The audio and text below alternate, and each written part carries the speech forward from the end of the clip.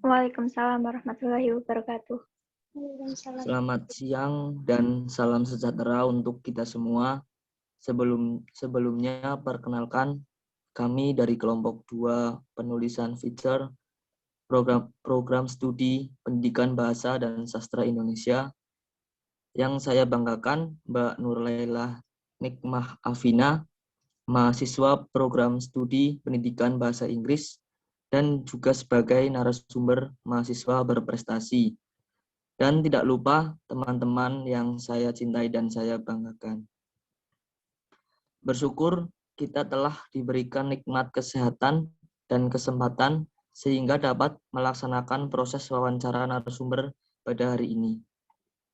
Di sini saya sebagai moderator dan penanggung jawab akan menjelaskan beberapa rangkaian kegiatan yang akan kita lakukan.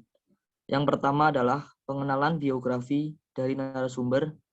Kemudian, saya sebagai moderator akan membuka sesi wawancara tanya-jawab dari teman-teman kelompok 2 sebanyak 10 pertanyaan dan ditutup oleh kesimpulan yang akan dibawakan oleh saya sebagai moderator.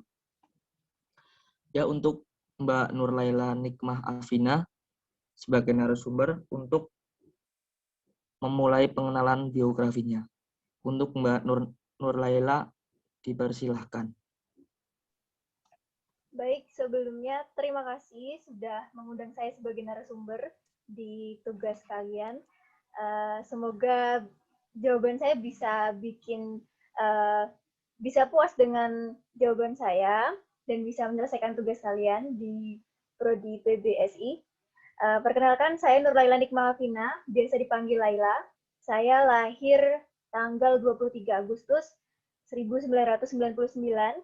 Sekarang saya di semester 6, jurusan Pendidikan Bahasa Inggris. Kemudian, alhamdulillah beberapa kali memenangkan lomba mendongeng, baik tingkat wilayah maupun tingkat nasional. Itu saja, cukup. Ada lagi yang ditanyakan? Tentang biografi?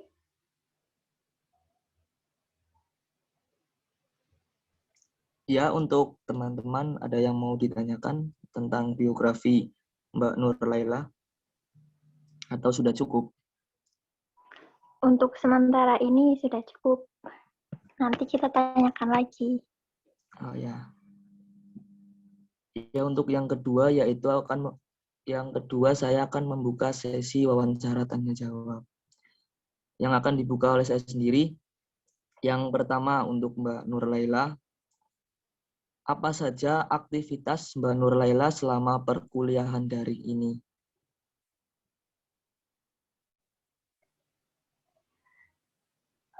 Selama kuliah daring ini, yang pasti kuliah sesuai jadwal, kemudian ngerjain tugas.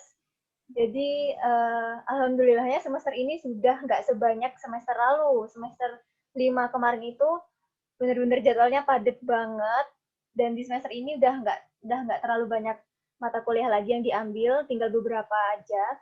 Sama ya udah nggak terlalu banyak kegiatan sih, karena ini online, jadi semua tugasnya juga online. Ya jadi fokus kuliah sama nugas aja, karena udah nggak sepadat dulu.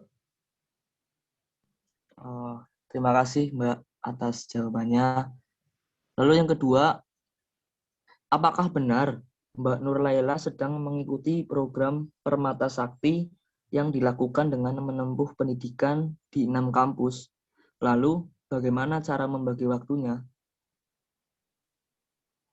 Oh ya, program Permata Sakti itu semester lalu saya ambilnya. Jadi semester 5 saya mewakili Universitas Ahmad Dahlan sebagai mahasiswa pertukaran mahasiswa se-Indonesia. Jadi itu pertukaran mahasiswa baik negeri, universitas negeri maupun swasta se-Indonesia. Itu benar ada 6 kampus saya ikuti. Ada Universitas Muhammadiyah Kendari, Muhammadiyah Jakarta, kemudian ada IPI Garut, sama Universitas Teknokrat Indonesia, dan satu lagi Universitas Gunung Jati sama UAD gitu. Tapi semester lalu, bukan semester ini. Jadi di semester lalu, semester 5, itu saya kuliah 33 SKS, 33 SKS, 38 sebenarnya, 38 SKS di 6 kampus yang berbeda, 6 kampus yang berbeda dengan 6 sistem yang berbeda, juga proses pembelajaran yang berbeda, budaya yang berbeda juga. Dan waktu itu, jadi jadwalnya dari Senin sampai Sabtu itu full, kecuali hari Rabu karena jadi waktu itu program Permata Sakti itu diambil setelah KRS-an di UAD. Jadi di UAD saya udah ambil 23 SKS waktu itu, tapi masih nambah lagi di kampus lain karena programnya waktu itu seleksinya itu setelah KRS-an selesai. Jadi udah terlanjur ngambil 23 SKS di UAD, tapi masih nambah juga di kampus lain karena pertukaran mahasiswa.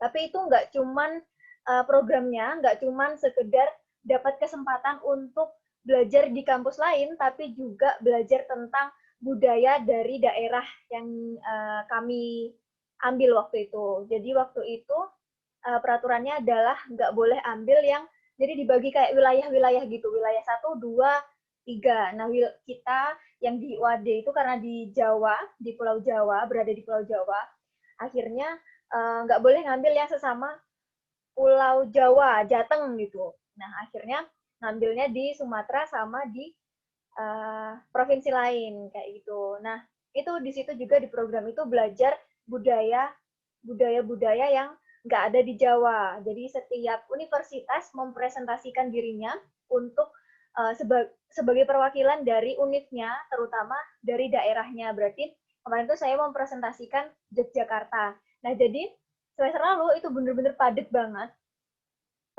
jadwal kuliahnya, sekaligus tugasnya, sekaligus kegiatan budayanya juga. Harus bikin video, segala macam. Nah itu, tapi tantangannya adalah waktu itu bener-bener gimana cara kita harus mengatur waktu. Mengatur waktu untuk belajar, untuk tugas, untuk ngutamain akademik. Tapi juga kami waktu itu belajar, terutama aku sendiri belajar gimana memanage, bukan cuma memanage waktu, tapi juga memanage stres. Karena jujur aja 38 SKS dalam satu semester tanpa hari libur, itu benar-benar bikin stres banget, apalagi online kan, jadi semua tugas itu online dan semua harus sesuai dengan deadline, karena kami juga membawa nama universitas, artinya harus mengharumkan nama universitas juga. Jadi banyak banget tantangannya di semester lalu, cukup padat, tapi kalau ditanya gimana cara ngatur waktunya, kalau dari aku itu selalu setiap ada tugas, selalu aku segera kerjakan. Jadi kalau nggak gitu, karena kalau nggak gitu, itu bakal numpuk banget. Karena dari 6 sistem yang berbeda, ada yang satu pakai e-learning, ada yang satunya pakai Zoom setiap harinya, pakai Google Meet setiap harinya, setiap pertemuannya. Ada juga yang kalau di kita itu e-learning, kalau di mereka itu ada website khusus juga untuk belajar daring, tapi yaitu sistemnya berbeda-beda setiap kampus. Dan lumayan bingung juga karena ada banyak NIM, ada banyak alamat email, ada banyak. Jadi waktu itu saya punya KTM itu 6 KTM di 6 kampus yang berbeda. Jadi itu, kalau saya ada tugas, langsung sesegera mungkin saya kerjakan, karena kalau nggak gitu bakal ditunda-tunda terus, bakalan numpuk, karena makin ditunda makin numpuk. Akhirnya malah gelabakan, nggak terselesaikan tugasnya. Itu kalau tips dari saya itu tadi, cara ngatur waktunya. Tapi kalau cara manajemen stres, menurut aku itu penting juga buat kesehatan mental kita. Jadi aku biasanya sering sharing sama keluarga, sama orang tua, terutama sama teman-teman angkatan juga, sama teman-teman dari kakak tingkat juga, terus sama teman-teman deket juga. Itu jadi ngatur waktunya, selagi ada waktu luang langsung dikerjakan. Jadi setiap ada tugas, dosen ngasih tugas langsung sebisa mungkin diselesaikan. Karena kalau enggak nanti kalau ditunda makin numpuk, malah stres sendiri gimana cara ngatasinnya. Waktu itu juga sempat sudah 38 SKS nih, masih nyambi kerja juga. Jadi waktu itu aku ada hari libur, hari Minggu, aku pakai untuk kerja part time gitu. Jadi tapi alhamdulillahnya masih bisa masih bisa kekejar. Masih bisa kekejar mulai dari tugasnya, kuliahnya, alhamdulillah semua berjalan lancar dengan hasil yang maksimal juga alhamdulillah. Gitu. Jadi cara ngatur waktunya selagi kita ada waktu luang, kapan tugas itu dikasih langsung dikerjakan. Gitu. Terima kasih. Ya, terima kasih untuk jawaban yang cukup jelas dari Mbak Nurlaila. Lalu pertanyaan yang ketiga, sejak kapan Mbak Nurlaila suka dengan bahasa Inggris? Dan pada akhirnya Mbak Nurlaila mengambil jurusan pendidikan bahasa Inggris. Wah ya, menarik banget pertanyaannya. Jadi saya suka bahasa Inggris itu dari SD. Dari SD. Waktu itu kenapa bisa suka karena saya kan 2 bersaudara nih ya. Ada mbak saya itu selisih 2 tahun, jadi mbak saya udah sekolah duluan, tapi bukunya itu dikasihin ke saya. Nah, buku waktu itu masih jarang banget ada buku paket. Itu karena saya juga tinggalnya di desa ya, jadi semua serba terbatas, tapi alhamdulillahnya orang tua saya selalu mendukung untuk apapun untuk akademik anak gitu, untuk pendidikan anak, termasuk buku-buku. Nah, mbak saya itu ngasihin saya buku bahasa Inggris. Jadi waktu di SD itu guru bahasa Inggrisnya sering nanyain nanyain soal atau nanyain teks apa gitu yang ada di buku itu yang teman-teman saya itu nggak punya. Jadi ketika guru bahasa Inggris saya nanya, saya itu bisa jawab. Tapi bisa jawab karena sebelumnya udah baca buku yang teman-teman saya nggak punya buku itu gitu. Itu saya ngerasa, oh kayaknya ngerasa suka nih sama bahasa Inggris gitu. Karena selalu diapresiasi kalau saya berhasil menjawab pertanyaan guru yang padahal saya juga taunya dari buku gitu. Jadi semakin semangat belajar bahasa Inggris. Sampai di SMP itu tambah semangat lagi belajar bahasa Inggris karena dulu awalnya saya itu masih takut banget ikut lomba. Jadi saya pertama kali ikut lomba yang luar selain di sekolah itu justru waktu kuliah ini. Nah, tapi di SMP ada waktu itu materi tentang recount text atau teks yang ceritanya itu masa lampau, recount text. Nah, itu. Di situ kami diminta satu persatu untuk tampil di depan kelas untuk menceritakan kembali cerita teks yang ada di buku gitu, atau boleh ngambil cerita lain asalkan itu terjadi di masa lampau, legenda, kemudian cerita rakyat yang kayak gitu, tapi dalam bahasa Inggris. Nah, waktu itu guru orang pertama yang menyadari bahwa ada potensi dalam diri saya di bidang mendongeng, bidang storytelling itu adalah guru bahasa Inggris saya waktu SMP. Nah, akhirnya karena beliau mengetahui ada potensi dalam diri anak ini nih yang bisa dikembangkan, akhirnya guru bahasa Inggris SMP saya itu minta saya untuk ikut lomba storytelling. Waktu itu FLS 2N. Nah, tapi waktu itu saya belum punya keberanian seperti sekarang, sebesar sekarang. Jadi, saya belum berani ikut lomba waktu itu. Akhirnya SMA sudah mulai berani ikut lomba, walaupun bukan lomba mendongeng, tapi lomba baca puisi, lomba perfilman, kayak gitu. Sampai di perkuliahan akhirnya berani ikut lomba.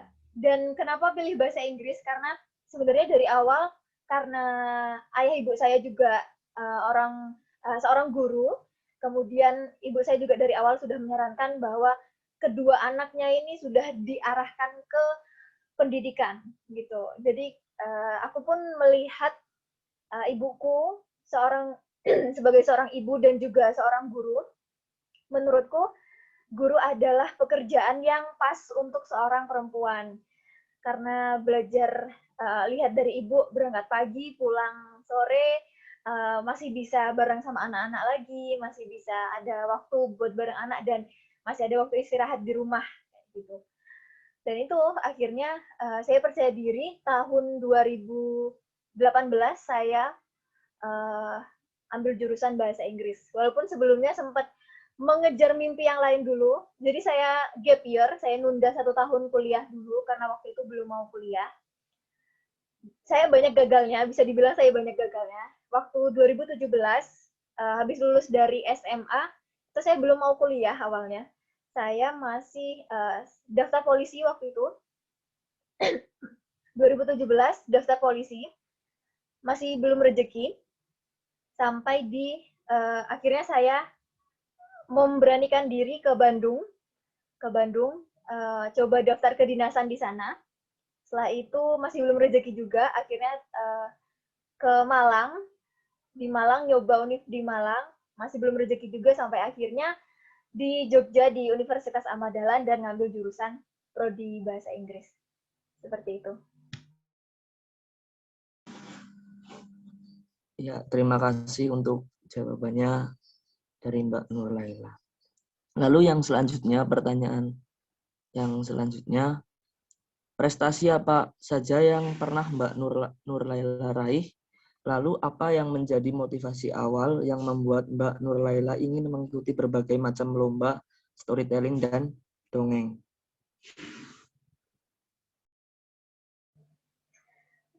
Baik, prestasi, karena saya sendiri juga nggak hafal sama apa yang sudah pernah saya raih. Maksudnya lupa gitu, ada 10. Kalau kejuaraan, yang juara itu ada 10. Ini saya sambil baca nggak apa-apa ya. Ada 10 kejuaraan. Yang pertama ada juara 1 National Storytelling Competition di UPI waktu itu, tahun 2019. Kemudian ada juara 3 Lomba Mendongeng Nasional Festival Sastra, ini di UNS Surakarta di Solo 2019. Kemudian juara 3 PBI Got Talent, itu prodi, yang adakan prodi. Kemudian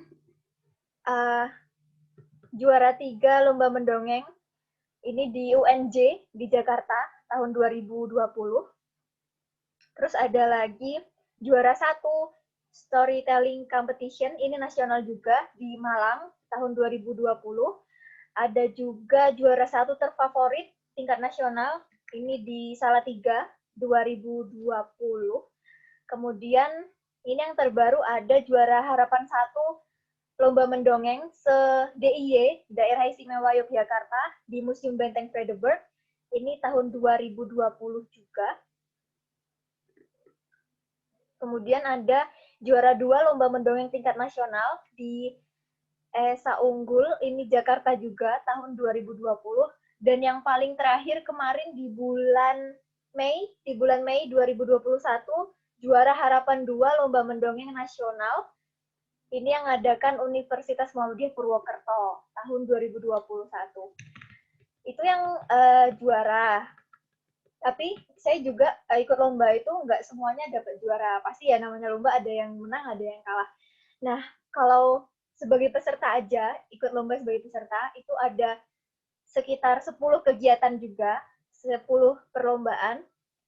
Itu alhamdulillah dari ke-9-nya itu tingkat nasional, ya macam-macam, ada yang di Jakarta, ada yang di Surabaya, kemudian ada yang di Sumsel, di daerah asal saya sendiri. Jadi kemarin yang terakhir itu lomba bercerita bahasa daerah tingkat wilayah. Itu di tahun 2021. Barusan ini kemarin. Gitu. Nah, itu tadi tentang prestasi yang pernah saya capai. Selanjutnya motivasi ya. Motivasi ikut lomba itu karena yang pertama saya pengen banggain orang tua, karena menurut saya mau seberapa banyak pun uang atau apapun yang kita kasih ke orang tua kita itu nggak bakal bisa membalas jasa mereka untuk kita gitu, dari kita bayi sampai kita sekarang, membiayai kita, membimbing kita sebagai anaknya, mengasuh dengan penuh kasih sayang. Itu menurut aku nggak ada yang bisa mau seberapa banyak uang itu nggak bisa membalas gitu, kalau aku pribadi kayak gitu nganggapnya. Tapi mungkin kita bisa dengan membahagiakan mereka dengan cara kita sendiri. Nah, itu adalah motivasi terbesar aku untuk banggain kedua orang tua dengan prestasi. Itu. Berarti yang kedua, kenapa aku termotivasi ikut lomba? Karena bentuk bentuk aku mengembangkan diri, bentuk aku tumbuh dan berkembang dengan apa yang aku punya, dengan passion yang aku punya. Aku mau mengembangkan passion yang aku punya, yaitu di bidang mendongeng. Karena kalau gagal itu tadi, aku jadi tambah banyak belajar gitu. Jadi nggak cuma dapat prestasi aja, tapi juga dapat banyak pelajaran. Terutama belajar untuk bangkit dari kegagalan. Itu. Kemudian motivasi yang terakhir yang pasti hadiah.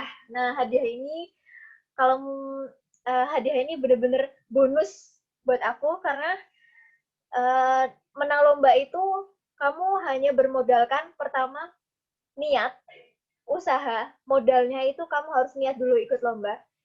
Terus kamu hanya butuh uh, talent yang itu kamu bisa asah, itu kita bisa latih. Kemudian kamu tinggal kirim video atau latih diri untuk tampil di hadapan banyak orang. Setelah itu kamu usahakannya maksimal sampai kamu dapat juara. Dengan modal yang kayak gitu kamu bisa dapat 1 juta dalam satu lomba. Itu benar-benar jadi motivasi aku. Walaupun itu motivasi yang terakhir setelah bangin orang tua, karena nggak semua lomba itu hadiahnya besar. Aku pernah dapat dapat hadiah lomba, juara 1, tapi hadiahnya itu 100.000. Itu pernah. Tapi yang paling besar itu kisaran 1 juta. Menurut aku, daripada kita rebahan terus 1 juta dalam satu kali lomba dengan mengirimkan video yang sekarang semuanya serba online, menurutku itu lebih lebih efisien dibanding kita harus kerja. Karena aku sudah pernah ngerasain kerja juga, kuliah sambil kerja. Jadi ketika aku bisa dapetin uang 1 juta dalam waktu singkat, itu menurutku itu 1 juta itu udah besar, menurutku ya. Apalagi terutama buat kita yang anak kosan, menurutku itu udah besar. Itu sih motivasinya itu. Dan itu tadi daftar kejuaraan yang aku punya, yang pernah aku raih.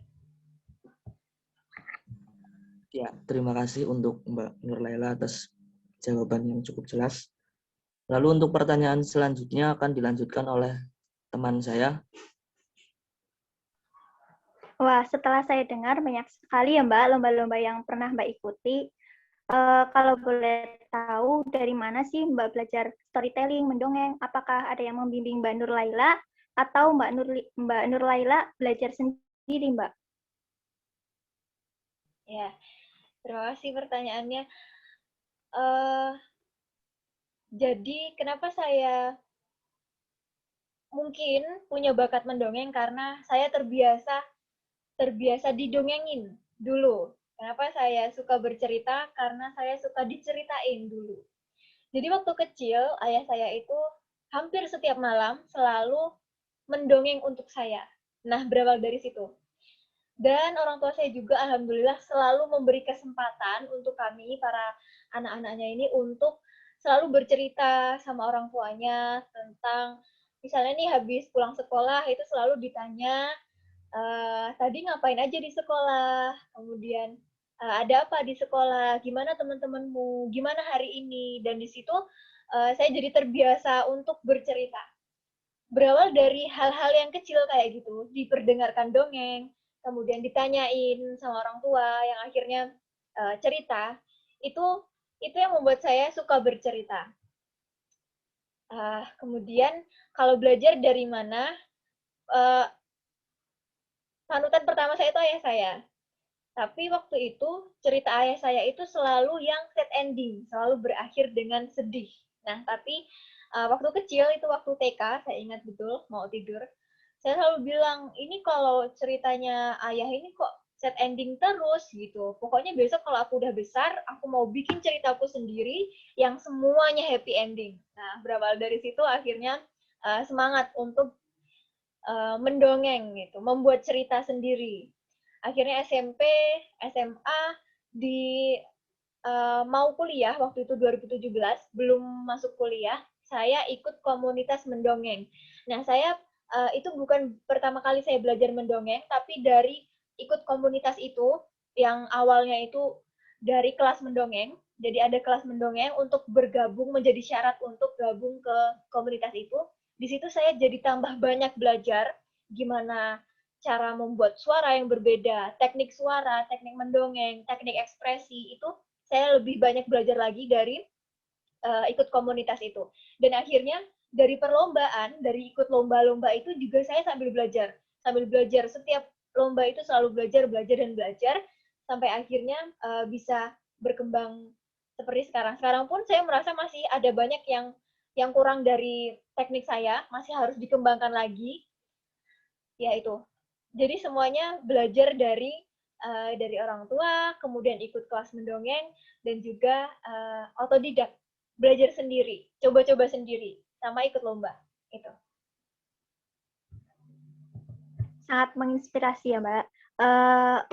Biasanya Mbak itu kan ikut lomba. Lah, ikut lomba itu kan biasanya ada suka dukanya. Coba dong Mbak ceritain ke kita suka dukanya ikut lomba itu apa aja sih? Oh, boleh. Jadi, sukanya dulu ya. Sukanya itu, sepertinya aku udah ceritain tadi, jadi pertama yang pasti kamu bisa banggain orang tua. Walaupun, jadi prestasi itu nggak cuman dari akademik aja, kayak misalnya kita punya nilai bagus, terus orang tua bangga gitu ya, tapi kita bisa juga dengan membahagiakan mereka, membanggakan mereka dengan prestasi di bidang non-akademik. Kayak yang aku lakuin sekarang, di bidang mendongeng itu kan di bidang non-akademik tuh. Karena orang tua pasti paham, setiap anak itu punya kelebihannya masing-masing. Di bidang akademik maupun di bidang non-akademik. Yang pertama itu, sukanya adalah bisa bikin orang tua bangga, ikut terharu karena anaknya udah berhasil memenangkan lomba tingkat nasional gitu misalnya. Terus itu, selain itu juga kita merasa berhasil karena yang pasti setiap lomba itu kan butuh usaha. Akhirnya karena kita sudah mengusahakan maksimal untuk ikut satu lomba itu dan akhirnya menang, itu pasti suka banget, pasti seneng banget rasanya dan bersyukur. Kemudian dapat hadiah itu juga, itu suka banget dapat hadiah, dapat uang juga kan, uang tunai juga. Terus kalau dukanya, wah ini kalau dukanya itu pertama karena ini perlombaan jadi kita harus siap menang juga siap kalah. Kita harus menyiapkan hati untuk kalah, untuk belum berhasil di lomba ini. Tapi nggak apa-apa, itu adalah proses. Tapi kadang kalau kita udah berusaha semaksimal mungkin, tinggal 10 menit lagi ya. Sudah berusaha semaksimal mungkin tapi masih belum bisa, itu ya itu ada sedihnya, pasti sedih, ngerasa gagal, tapi di awal aja. Setelah itu ya udah, karena ini perlombaan jadi memang belum rezeki, memang harus ada yang diperbaiki, dievaluasi lagi gitu, jadi nggak apa-apa. Terus lagi kalau ikut lomba itu kita harus nyiapin properti, kemudian nyiapin naskah juga, bikin ceritanya, kemudian harus modal juga, harus modal kamera, harus modal editing, nguploadnya juga. Itu sih dukanya itu. Iya, harus hafal juga sama naskahnya. Ya, tapi itu adalah proses untuk bisa lebih berkembang lagi. Iya Mbak, betul sekali. Bagaimana sih tanggapan Mbak sebagai mahasiswa berprestasi? Gimana Mbak perasaannya? Alhamdulillah, saya sangat bersyukur dan apa yang sudah saya raih ini adalah bentuk apresiasi diri, bentuk pembuktian ke orang tua juga bahwa alhamdulillah orang tua berhasil mendidik anaknya untuk bisa jadi berprestasi. Terima kasih Mbak atas jawabannya. Oke, selanjutnya pertanyaannya akan dibacakan oleh Mbak Siti Nurania. Silakan. Nah, Mbak Nur Laila ini ternyata memiliki segudang prestasi ya Mbak ya. Saya ingin menanyakan tentang bagaimana sih tanggapan orang tua Mbak Nur Laila ketika mengetahui anaknya itu sudah berprestasi dan banyak sekali gudang prestasi yang diraih seperti itu. Alhamdulillah orang tua ikut terharu, ikut bangga pastinya. Kemudian saya juga bersyukur punya orang tua yang selalu mensupport saya, apapun semua kegiatan baik saya pasti didukung, dan saya juga nggak lupa selalu minta doa sama orang tua. Artinya keberhasilan kita sekarang itu juga doa dari orang tua kita. Ikut bangga, ikut bangga. Nah, selanjutnya saya akan menanyakan tentang apakah ada tips khusus dari seorang Mbak Nur Laila yang sudah mengikuti berbagai macam prestasi seperti storytelling ataupun mendongeng seperti itu. Kalau tips dari aku, ikut lomba itu kita harus berani dan kita harus niat. Menurut aku kenapa kemarin itu beberapa kali menang lomba, karena nggak banyak orang yang berminat dan nggak banyak orang yang mau ikut lomba gitu loh maksudku. Nah, jadi itu justru jadi kesempatan kita untuk sebanyak-banyaknya ikut lomba, dan jangan pernah takut. Kita harus berani gitu, dan kita harus siap kalah.